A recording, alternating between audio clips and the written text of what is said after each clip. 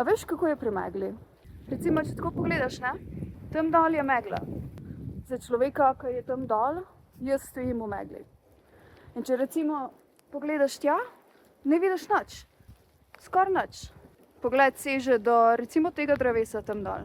In megla ti daje en tak lažen občutek, da poti za tem ni več. V bistvu te je kar malo strah iti naprej, ne? Na sončen dan je ta pogled izjemno lep.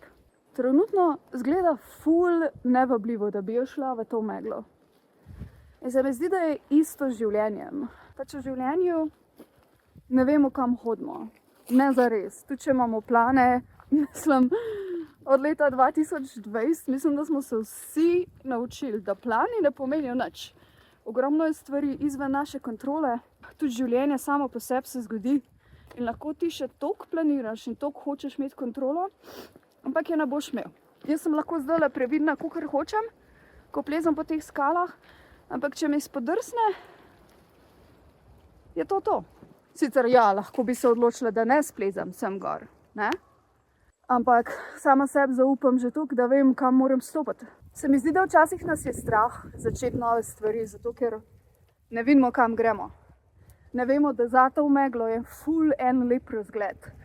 Ogromnokrat vidimo to in vemo, da ne bomo nikamor prišli, navidezno, in potem se ne vrnemo več na te lokacije in na te ideje in ne probamo še enkrat. In se mi zdi, da je to ful napaka. Zato ker v življenju tako ali tako ne vemo, kam gremo. Ne vemo zares.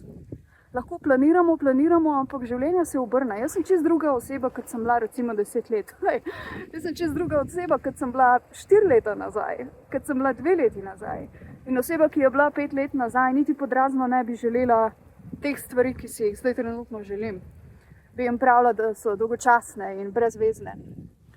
In kakorkoli sem planirala svoje življenje, sem bila vedno otrok sonca in poletja in pod nobenim pogojem me ne spraviš ven v takem vremenu. Ampak zadnjih nekaj let sem vzljubila to vreme. Rada grem ven, zato ker nikogar ni. Kakorkoli mi domišljija deluje, vem, da je za to potjo, za katero hočem iti, še ena pot.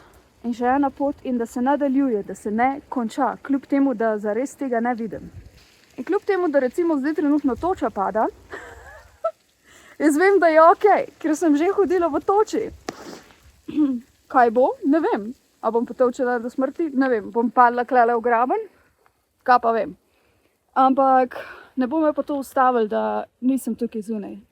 In karkoli imaš v življenju, da bi rad na nov začel ali pa začela, ne pustiti dejstvu, da ne veš, kam pelje in da ne veš zares, kje se boš znašel, da ti to prevlada nad željo. Zato, ker v končni fazi lahko nadaljuješ tam, kjer si. Ampak kljub temu, da se držiš, ti bo na koncu življenje še vsem vrglo toliko enih krivulj, kjer se boš pač moral znajdeti in se boš moral naučiti novih stvari, zato da greš čez to. In na koncu nikoli ne boš pristal tam, kjer hočeš. Tako da zakaj ne bi šel za tistim, kar hočeš? Zakaj ne bi si dal možnost, da greš čez to meglo in doživiš en lep razgled? Zato, ker se splača. Velikokrat nas je strah neznanega, ampak življenje je prijetno zato, ker je neznano. In to je moja filozofija za danes.